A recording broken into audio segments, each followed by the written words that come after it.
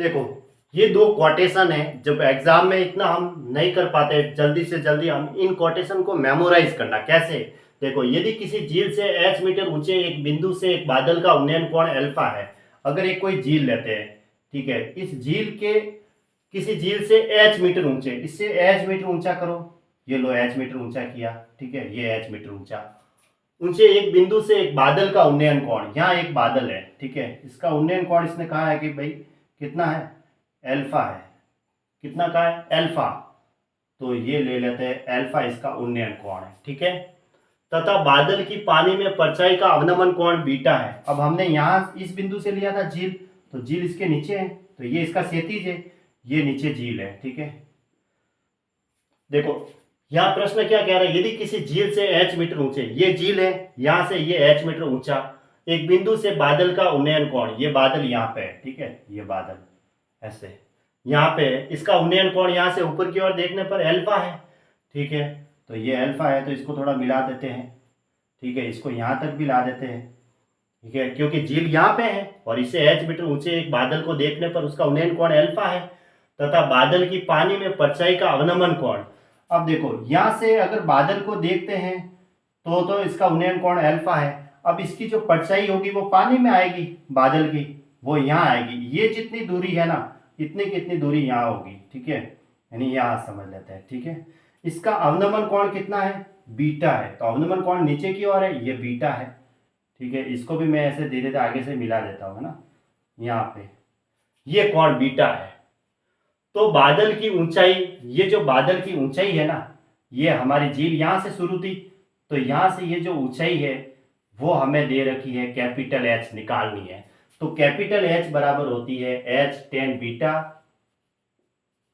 Plus tan alpha बटा tan beta minus tan alpha, ठीक है।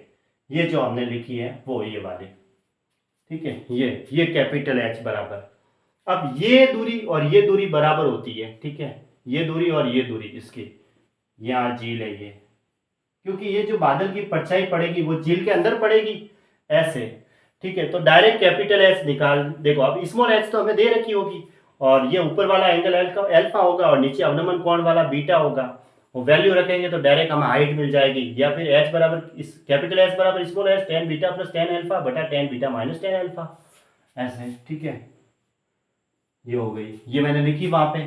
अब यही तरीका और आगे है जिसमें ये दूरी ज्ञात करनी है, इस बिंदु से बादल के बीच की दूरी। कैसे, यदि किसी झील से h मीटर ऊंचे, ये झील थी, इससे h मीटर ऊंचा एक बिंदु से बादल का उन्नयन कोण अल्फा है, तथा बादल की पानी में परछाई का अवनमन कोण बीटा है, नीचे बीटा है। तो अवलोकन बिंदु से, ये जो बिंदु लिया था हमने, इस बिंदु से बादल की दूरी, ये वाली दूरी, ये कितनी होती है, 2h sec अल्फा बटा tan beta minus tan alpha, ऐसे। बस ऐसे याद रखनी है जो मैंने यहाँ लिखी है, ठीक है। ये तो हमारी कैपिटल H ये वाली इससे आएगी, और ये आएगी हमें 2h sec अल्फा बटा tan beta minus tan alpha, ये वाली अगर दूरी निकालनी है तो, ठीक है। बिंदु की बादल से अवलोकन दूरी, अवलोकन बिंदु जो लिया हमने, बादल से इसकी दूरी कितनी है, ये बिंदु लिया और इसकी बादल से दूरी कितनी है वो बतानी है। और अगर इसकी हाइट पूछे, बादल की हाइट कितनी है, तो फिर हम हाइट के लिए ये फॉर्मूला लगाएंगे, कैपिटल H बराबर H small h tan beta plus tan alpha बटा tan beta minus tan alpha. दोनों कोटेशन के रूप में आपको याद करना है। अगर एग्जाम में आए तो हमें देखते ही पता चलना चाहिए, अगर इसको सॉल्यूशन करेंगे तो टाइम लग जाएगा ना। तो कोटेशन याद रहते हैं तो हम किसी भी प्रश्न को भी कर सकते हैं। अगर अल्फा बीटा की वैल्यू आई और H दे रखी है तो हम डायरेक्ट कैपिटल H निकाल सकते हैं, इसलिए इनको कोटेशन के रूप में याद रखने का, डायरेक्ट मेमोराइज ही करने का, ठीक है, बहुत ज़्यादा इंपॉर्टेंट है।